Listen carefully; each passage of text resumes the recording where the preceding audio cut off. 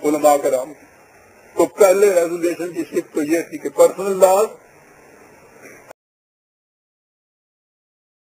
ہر فرقے کے اپنے اپنے ہوں گے. یہ امت واحدہ بن رہی ہے مملکت میں، اور جہاں تک پبلک لاز کا تعلق ہے وہ کتاب و سنت کے مطابق مرتب ہوں گے.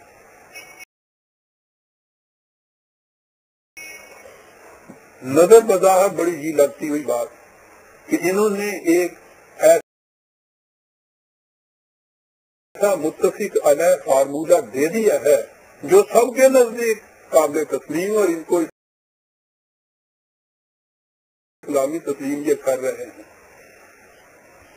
اب کیا عرض کیا جائے؟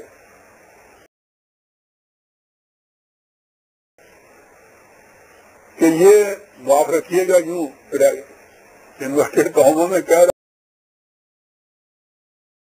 ہوں لعنت کا خوف، انڈیا میں بھی اس بندہ ناچیز کے سب سے زیادہ یہ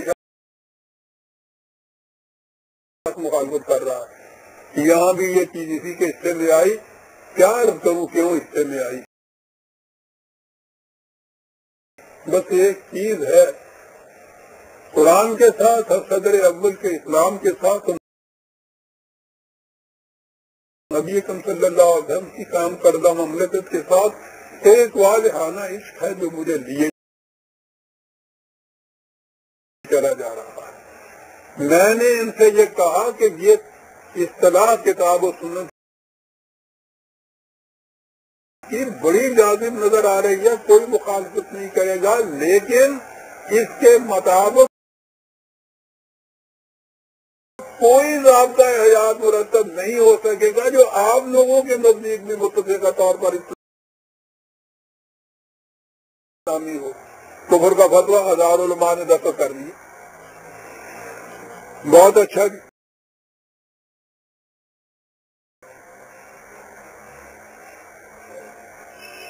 ان میں سر فہرست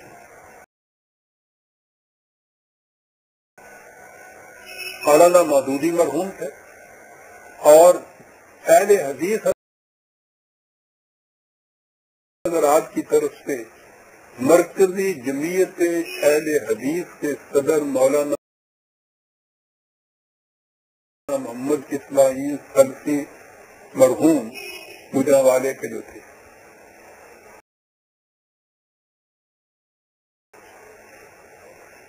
ان دونوں کے درمیان ایک بات ہوئی.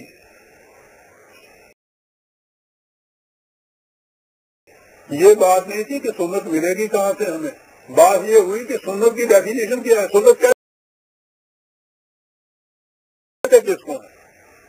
یعنی طے یہ ہوا تھا کہ کتاب و سنت کے مطابق ضابطۂ قوانین بنے گا متفق علیہ، اور بات یہ چلی کہ سنت کہتے کس کو ہے. آپ حیران ہوں گے یہ باتیں سن کے، آپ کے اس ملک میں یہ ہوئی بڑی لمبی چوڑی بات، اس کے اوپر کتابیں لکھی ہوئی. جماعت اسلامی کا نظریہ حدیث مولانا سلفی کی مرحوم کی طرف سے، اس کا جواب مودودی صاحب کی کتابوں کے اندر.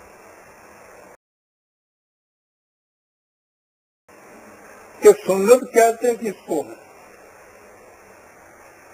اور اس قدر اختلاف اس چیز کا کہ انہوں نے یہ کہا کہ جو شخص ایک حدیث کا بھی مسلم اور بخاری کے منکر ہو دائرہ اسلام سے خارج. ان کو یہ کہا.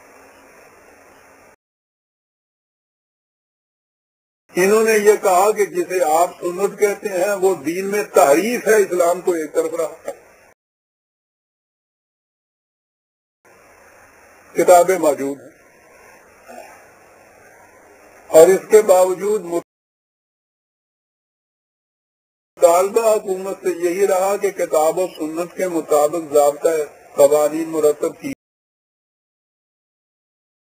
کیجیے. اس سنت کے مطابق جس کی ڈیفینیشن میں یہ دو خیر علماء متفق نہیں تھے.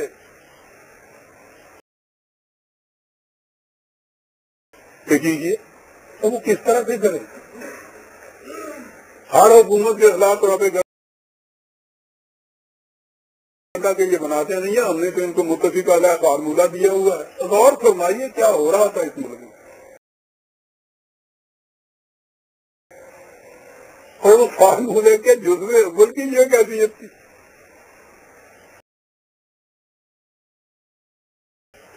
20 سال تک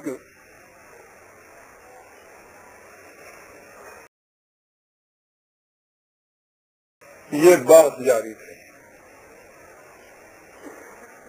اور مطالبہ بھی ساتھ ہی ہوتا ہے۔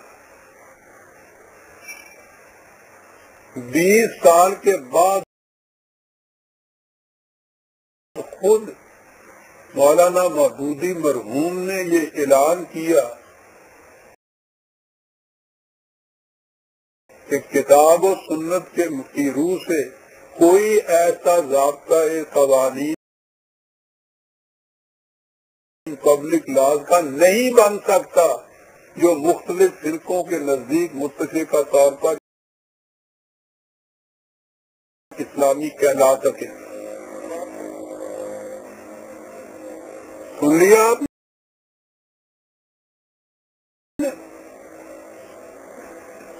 اس مطالبے کی حقیقت میری زبان سے رہی، ان کی زبان سے نہیں بن سکتا، نہیں بن سکتا۔ اور جب یہ اعلان کیا تو اس کے 4 ہی دن بعد جماعت اسلامی کی اس زمانے کی مجلس شورا کے اجلاس میں ریزولیشن پاس ہوا کہ حکومت سے کہا جائے کہ کتاب و سنت کے مطابق قانون بنائے، نہیں بنائے گی تو اس کے خلاف ڈگڈگی بجائی جائے گی۔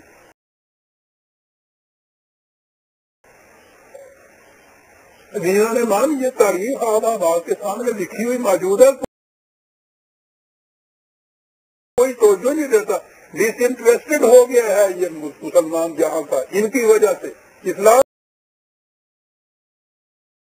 ہی سے وہ شخص دل، اگر میں متنفر نہ بھی کہوں تو بہرحال دل برداشتہ ہو چکا ہوا ہے۔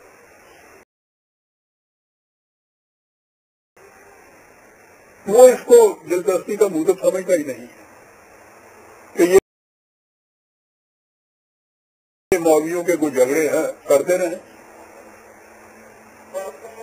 نہیں بن سکتا۔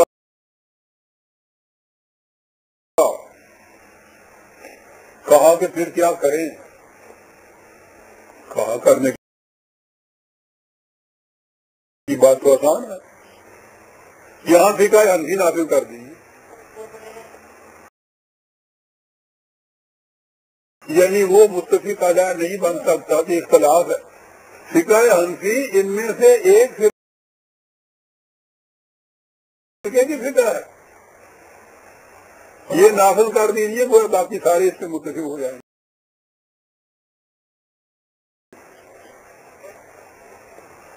اس مقصد کو سامنے رکھیے کہ ہو نہ جائے آج کا اثر پیغمبر کہیں،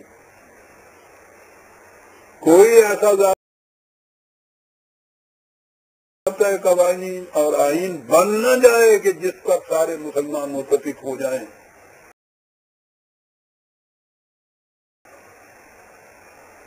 فقہ حنفی نافذ کر دیجیے۔ فقہ حنفی کے متعلق میں اپنی طرف سے خود نہیں کچھ کہنا چاہتا، خود ان کے فقہ حنفی کے متعلق مودودی مرحوم کے اپنے خیالات یہ ہیں کہ مجتہد خواہ کتنا ہی باکمال ہو، زمان و مکان کے تعین